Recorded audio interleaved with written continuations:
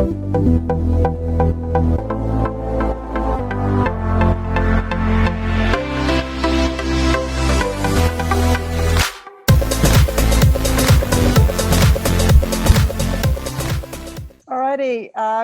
morning, good evening if you're in America or anywhere else in the Northern Hemisphere. Good morning here from Australia.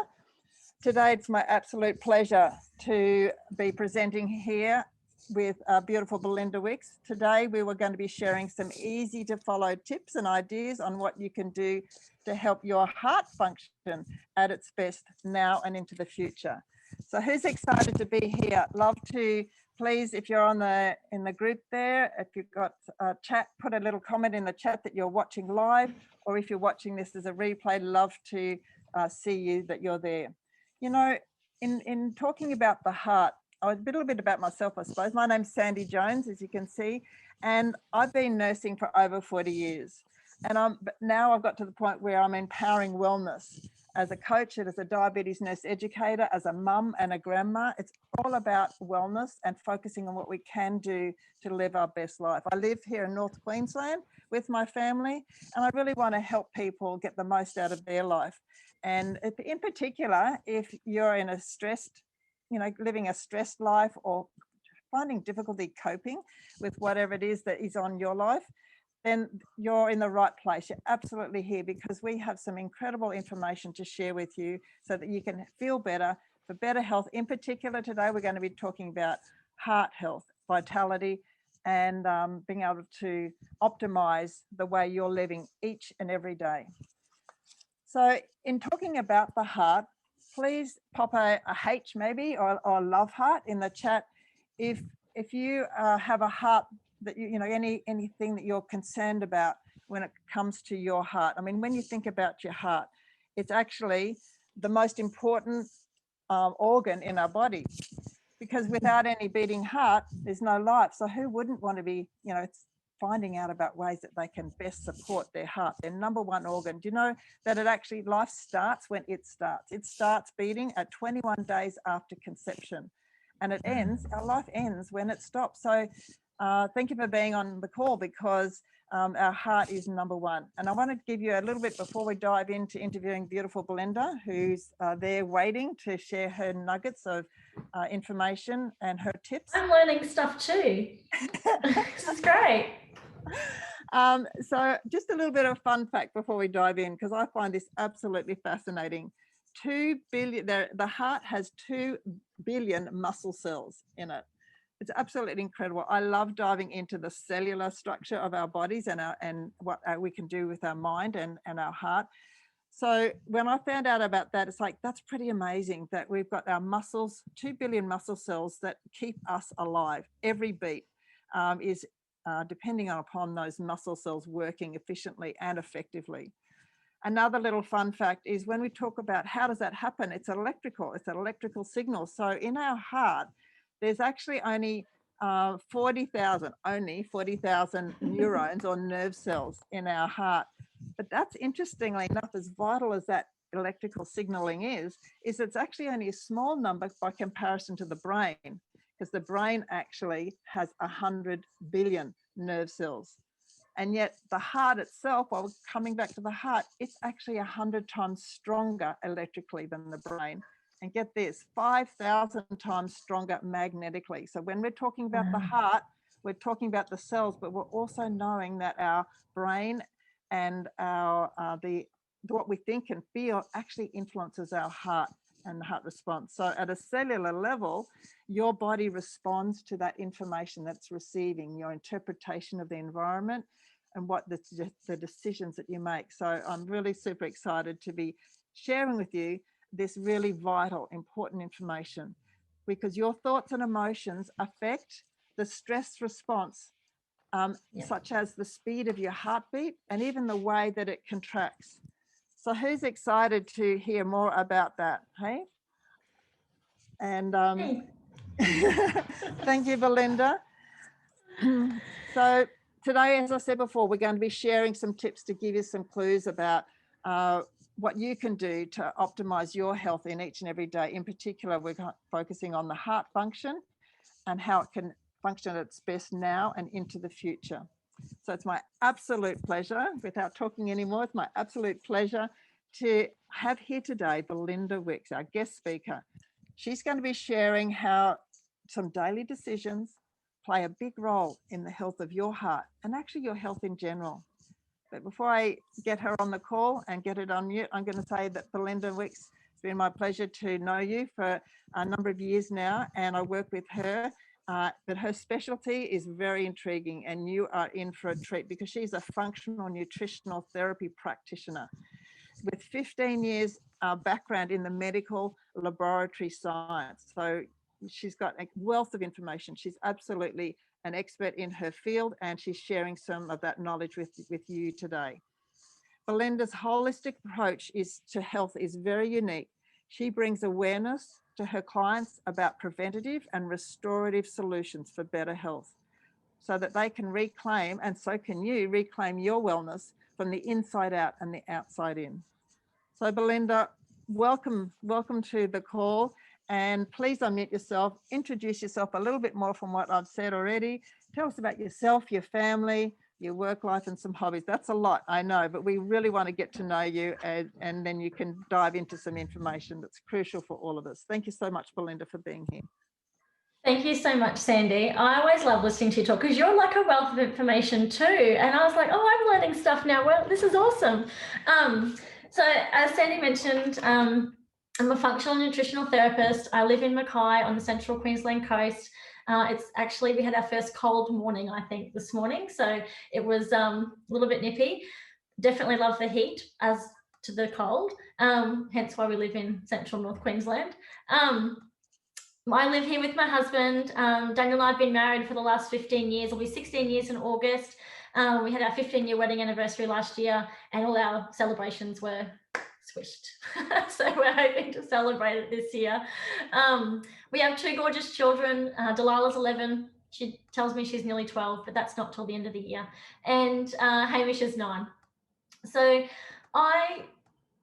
like you said, I spent 15 years as a medical laboratory scientist. I have a Bachelor of Medical Laboratory Science from James Cook University. Loved my job, worked in both private and public pathology, and wasn't looking for a career change or anything like that. But when you have kids, your whole world changes, as any parent knows. But my whole world changed for a different reason as well, is that my kids weren't, my child, when I had her, wasn't thriving and wasn't happy and healthy like all my friends' kids. And I thought, my goodness, what's going on? And I wasn't getting the answers that I was looking for with medicine. And so my husband and I embarked on a natural therapies journey, and I was very fortunate to meet some amazing natural therapies practitioners who guided us and helped us to restore her health. Then once we were on that journey, Hamish came along, and we like to joke that Hamish is allergic to life. He's allergic to lots of things. But so our whole world was changed yet again, and we had to adjust and accommodate for that. So whilst we do a blend of natural medicine and traditional medicine, I very much love the natural therapies world, and that really opened my eyes up, because as a scientist, I knew that nutrients drove, all the functions and processes in our cells, and our cells are what make our body function. So they're a smallest unit of life. So I knew as a scientist that I had all this wealth of knowledge, and I felt like it only really opened up when I started actually applying that information practically. So essentially, what I wanted to do was manipulate my children's biochemistry with nutrients so that I could get them to be the best possible beings that they could be. And I knew that I couldn't do that with food alone. I could not feed my kids enough nutritious food to give them all the vitamins and minerals that they required. So we embarked on some targeted supplementation, lots of gut work, and I'm very fortunate 2 years ago to be introduced to this company, LifeVantage, and its products, because that literally took my whole family's health to the next level. In recovering my children's health, I burnt myself out, burnt the candle at both ends, like most parents generally tend to do. And I was not in a good place. My body just went into shutdown mode. I was passing whole foods. I wasn't digesting my food properly. Couldn't get myself out of bed. I'd get up and have a shower, and then I'd say to my husband, "I'm sorry, I've got to go back to bed," and I'd sleep all day again. So I wasn't in a great position or a great point in my life. And my boss at the hospital was wonderful. She allowed me to have, the time off that I needed to get myself sorted.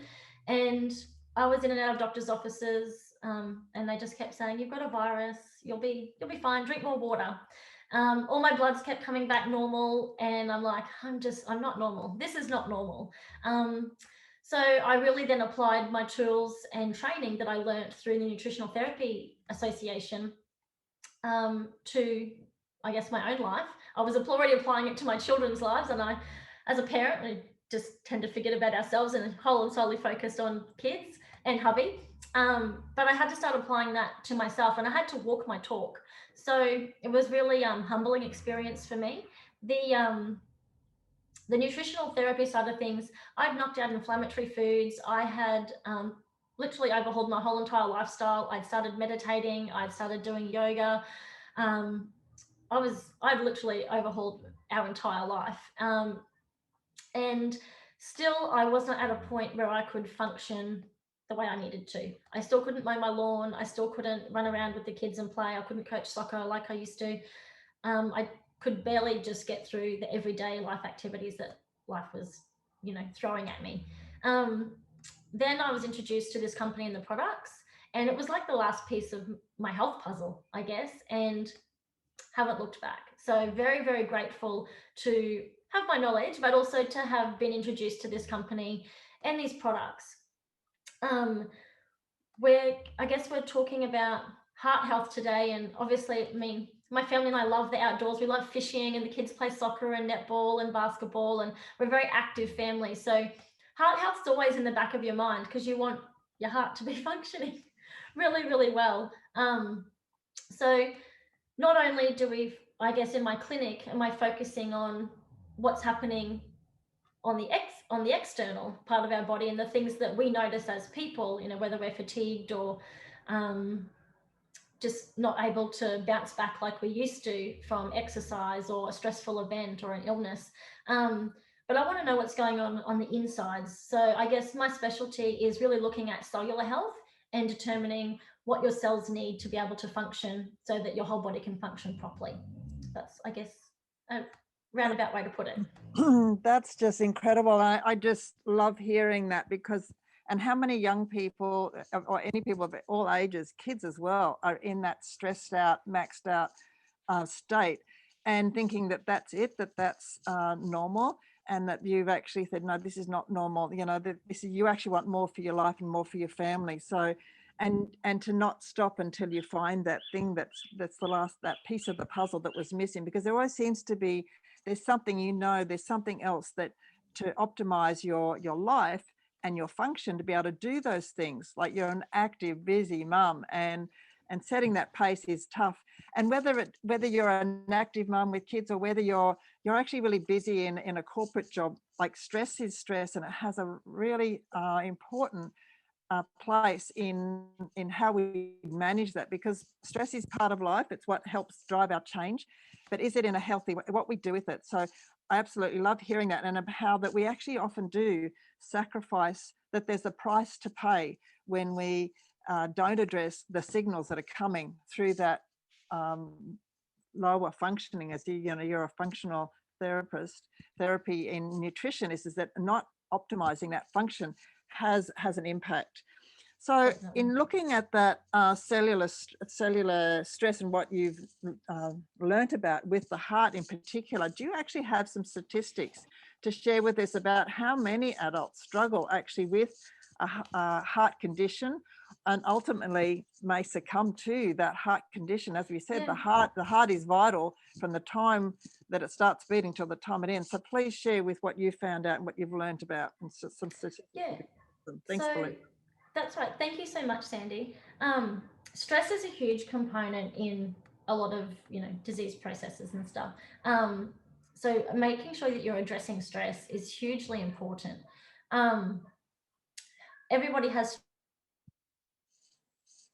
stress in our life. None of us are exempt from stress. It's how we perceive it and how we process it in our body that makes the difference. So, and I guess I coach my clients around those things as well. With respects to heart disease or heart conditions or cardiovascular conditions, 1 in 4 Australians will succumb to a heart condition in their life that will end their life. And to me, when I was looking at statistics and stuff like this, that was absolutely shocking. I couldn't believe it. I guess one of the top reasons that I see clients is because of stress, and that plays a huge role in heart health. But I didn't ultimately understand until I started looking, because Sandy said to me, "Get some stats together, Belinda." Yeah, no worries, Sandy. So when I actually started looking, I was really shocked, and I thought, oh my goodness, that means 1 in 4 people that I know are going to have some sort of heart episode. And I thought, wow, I don't want that for my family or my friends. And I look at other disease statistics as well, and I don't want those for my family either. So I love what I do, and I love sharing what I do. And I love sharing about our company and our products, because if we can extend our health span, and we have studies that show that our products do that, if we can extend our health span, I just think of the amazing life that we can lead, and all the things that we're going to be able to do when we can travel again, in our life. So I guess if you have an existing condition, or if you're looking at prevention, natural therapies and natural products and nutrients that you might be deficient in your body are a great way to complement and support your body through all stages of life, but also to support and complement any other medicines and pharmaceuticals and stuff that you're having to take as well. So very hugely important to focus on heart health, with 1 in 4 of us dying of heart conditions.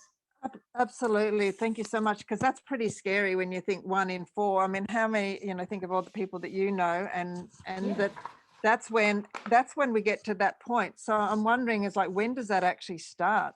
When should we start looking at the heart health? Because you're saying 1 in 4 actually die from a heart condition, but it doesn't just happen overnight. It actually happens at it takes time to wear down an incredible, functioning, designed heart.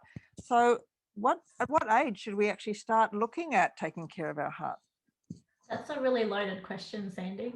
I'm going to start talking a million miles a minute now. So I guess the medical community suggests that men 45 years and over and women 55 years and over are most likely to have some sort of cardiovascular episode. By this stage, it's too late. You've already had the episode, so we can't be worrying about our heart health when we're 45, 55 years of age. Heart health actually starts to decline when we're in our 20s. And that's shocking, because when you're in your 20s, you think you're invincible and bulletproof, and you're at the prime of your life, right? You're not thinking about having a, heart condition or anything like that. But our aging actually starts, from the moment we're born, really, because we start breathing in oxygen and we start eating food, and that starts the growing process. So growing is aging. That's what we're designed to do, So when we get to our 20s, I wasn't thinking about my environment or the foods I was eating or all the exercise all the overtraining I was doing, because I like to do distance running. I wasn't thinking about how that was impacting or damaging my body. I was just happy to be living life and going to the pub with my mates after class, and I was worried about heart health. So essentially, we do have to worry about heart health a lot sooner than in our 40s and 50s. We should be thinking about it in our 20s and 30s. We tend to just not notice the decline until we get to our 30s and 40s, because we're too busy living life in our 20s thinking we're invincible, right? So I guess the underlying mechanisms of aging, oxidative stress, mitochondrial decline, and all of those things are impacted by our environment, how our body reacts to the environment that we create outside and the environment that we're creating inside of our body as well. So I guess oxidative stress and mitochondrial decline are big terms. Oxidative stress, I like to think of it as it's a group of, I call them like little mini cyclones. So free radicals are collective term oxidative stress. So if we have all these individual little free radicals pinging around inside of our body, I like to think of them as mini cyclones. So if you can think of them as a category 2 cyclone, and if you think, I mean, I live in central Queensland, so we get cyclones every year. And when they cross the coast, they do so much damage. Roofs are off, you know, there's debris everywhere. That's essentially what's happening to the cells in our body. We have all these little category 2 cyclones inside of our cells causing damage. And that damage needs to be repaired. And if it can't be repaired, it needs to be removed. So if we don't have, I guess our body doesn't have the capacity to remove the damage, we need to help it out a little bit. So our body's really smart. It has these youth pathways and they're really active up until our mid-20s, and they help our body to clean up any debris.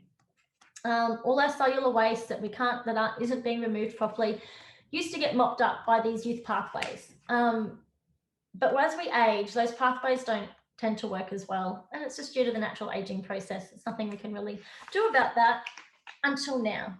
So we can turn on these youth pathways with specific ingredients or compounds, I guess is the right way to put it. And if we don't clean up the cells, those cells become dysfunctional. It's like when a cyclone's cross the coast, and you guys have probably all seen the videos and the footage of the beaches just lined with bits and pieces of boats and lots of just debris everywhere. People's lives are scattered from, you know, one end of their town to the other. And that damage is occurring every day inside of our body. If we don't clean it up, it just becomes more and more, and our body declines faster and faster. And we age sooner than what we are. And I know in Western medicine, they talk a lot about your biological age as opposed to your real age. So if you want to have we want to feel young, we want to keep younger for longer, we need to make sure that we're clearing up that debris and getting rid of it. The contribution to oxidative stress, not just to our heart, it happens in every cell of our body. So every cell of our body has this buildup of debris and all these cyclones moving around causing damage. If we don't look at our environment, which causes these mini cyclones to happen, then we're not addressing all the issues. And that's I guess, an epigenetics topic. And I guess that's a topic for another time because it's huge. But all that damage that's going on, we need to be able to repair those cells. So if we can't repair those cells, we need to make new cells. And what does our body need to make new cells? Well, we need good fats, we need proteins, we need, you know, a whole heap of nutrients. So if we don't have good fats in our body, or we don't have them in our diet, or we can't digest them properly, because you can have the best diet in the world, but if you can't digest your food properly and absorb it, it doesn't really mean much. So if you can't digest your fats and absorb them and utilize them, you're not going to be able to make good cells.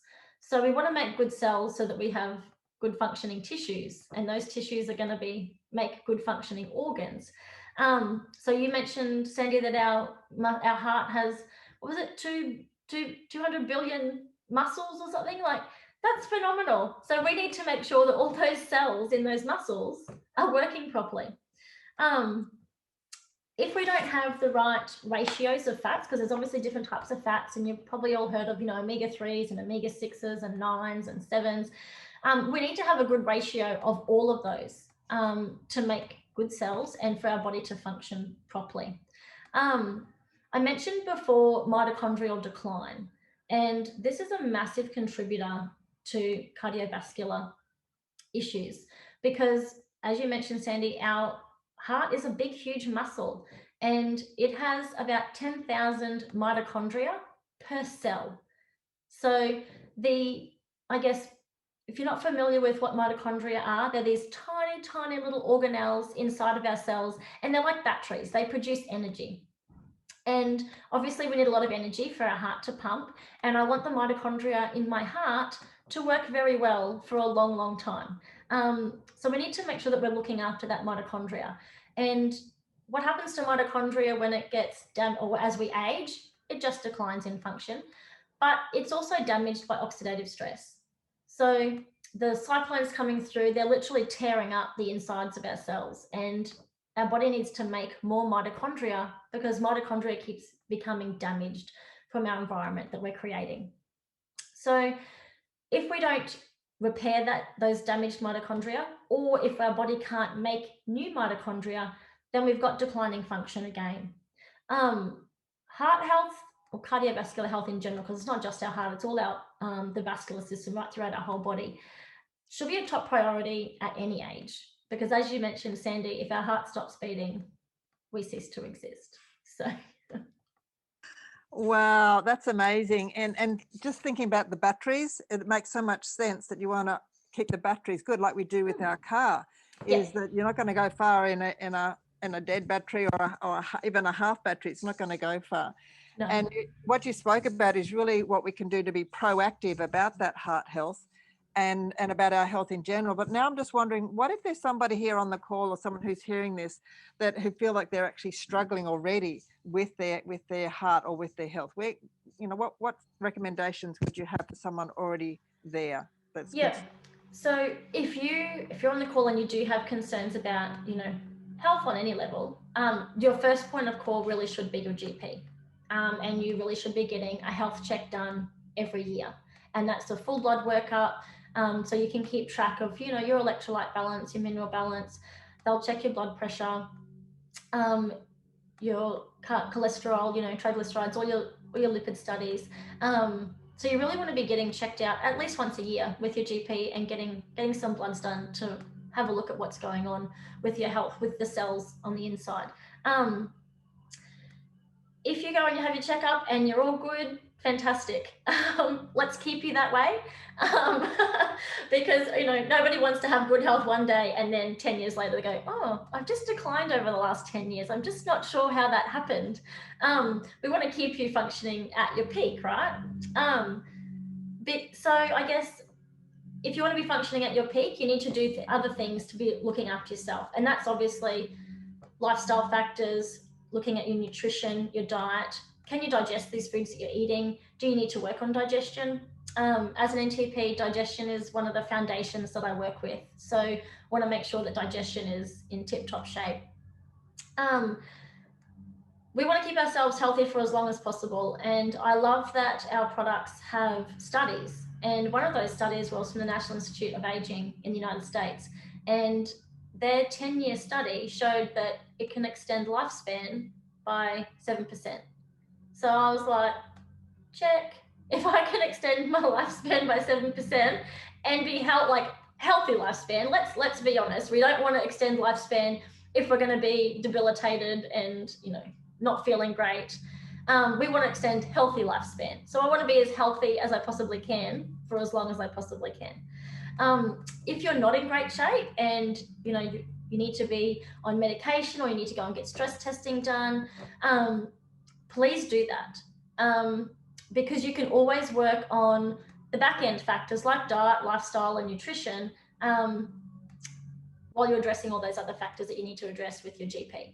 So that's the beauty of natural therapies, is it works in well with other modalities. Wow, that really has rounded it all up there, is that there's so much that we actually can do to help optimize, I guess, what we have and where we want to go into the future. So it is actually, if there's anything else that you'd like to add there, because I think I might just close and invite people that, if you want to extend your health span, then pop a little HS in the chat there to say yes, health span 7% on that study's done. And perhaps if you want to know more about the studies, because Belinda has done a lot of research, and I love that for her. She's the research guru. She balances out of practical, and she's given you some incredible practical tips that you can do that's really helpful in managing that stress and the cellular stress and the actual mental emotional stress in our environment, and then be able to optimize the energy that's available for our cells to function well and nutritionally. So if there's any other tips that you'd like that we haven't covered today, Belinda, would you like to add anything else there before we close the call?